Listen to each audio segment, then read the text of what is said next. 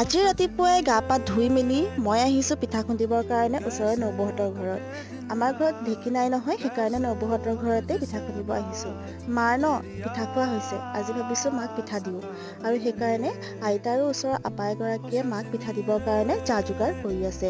এইফালে আকৌ মই চাহ আৰু মিঠাই খাবলৈ দিছোঁ ভাইটিক। আজি মঙ্গলবাৰ যে ভাইটিয়ে ভাত নাখায়। আৰু এইফালে আমাৰ দুপৰীয়া ভাত সাজো ৰেডি হৈ গ'ল।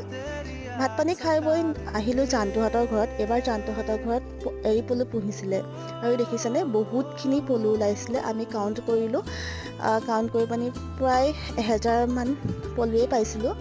আৰু এতিয়া এইখিনি ভাগ ভাগ কৰিব লাগিব।